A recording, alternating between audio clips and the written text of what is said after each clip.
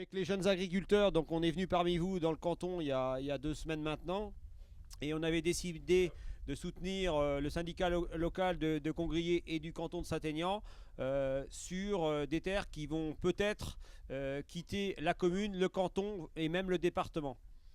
Donc derrière ça, plutôt que montrer du doigt des personnes, c'est plutôt démontrer un système qui pour nous conduira à moyen ou à court terme, et peut-être même à court terme, à la fin de l'élevage en Mayenne.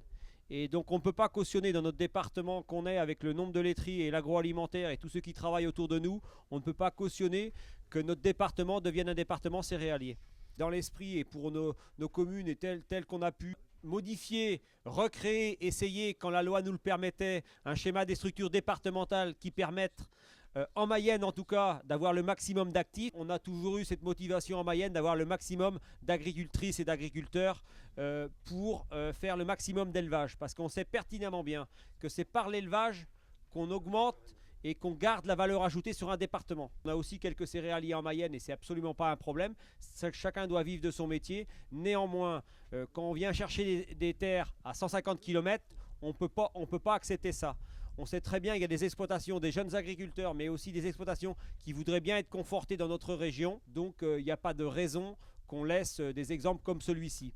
Pourquoi celui-ci? C'est parce que c'est celui le plus flagrant. C'est pas plus pour s'opposer à une famille qu'à une autre, mais c'est parce que c'est aussi éviter que ça donne des idées à d'autres. Parce que si on laisse faire, si notre syndicat majoritaire que nous sommes laisse faire ce genre de choses, je pense que dans nos communes, dans nos cantons de tout le département, on aura d'autres exemples. Après, un élément aussi vis-à-vis des agences immobilières et sur le travail qui est fait sur le terrain, est en total désaccord avec tout ce qu'on a pu faire les années précédentes. Il ne s'agit pas que la Mayenne devienne une terre, comme ça a pu être sur le secteur de Loiron, pour ceux qui se rappellent, des terres d'épandage où on vient chercher des terres pour mettre du lisier à cochon.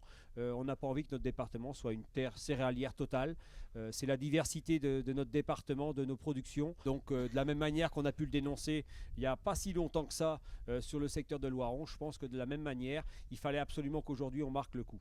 Le but de ce soir, donc, c'est vraiment donc, ouais, de montrer notre mécontentement et puis en même temps de mettre un bon coup de projecteur aussi, notamment sur le schéma directeur départemental des structures. En fait, notamment, on voudrait sensibiliser, donc, que ce soit au niveau de Madame la préfète ou aussi bien de nos députés ou de nos hommes politiques. En fait, on voudrait qu'ils mettent en place des amendements pour justement éviter le genre de choses qu'on voit ce soir, donc des gens à plus de 150 km qui viennent prendre des terres en Mayenne. Nous, on ne veut pas que la Mayenne ça devienne une plaine céréalière.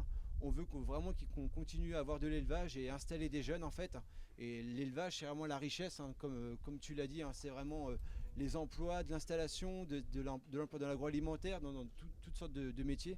Et donc on a une vraie volonté de continuer à installer. Et ce qui se passe sur la commune de Congrier, donc on ne veut pas que ce soit la porte ouverte à tout et à n'importe quoi et que ce soit de l'agrandissement à outrance pour certains céréaliers. Le cas comme on voit ce soir, j'ai tendance à dire on en voit 5 à 6 par an et on est complètement démunis, nous n'avons aucun levier pour contrecarrer ces projets-là. Le département de la Mayenne, c'est un département d'élevage, il y a une dynamique.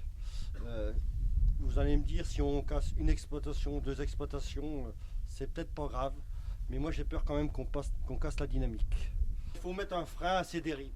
Il faudra utiliser tous les artifices juridiques que la loi nous permet au jour d'aujourd'hui et de la faire modifier. Mais on sait pertinemment bien que de modifier une loi, c'est de longue haleine. Et ça ne se fait pas du jour au lendemain. Donc ça, c'est un élément qui est aussi malheureusement lourd.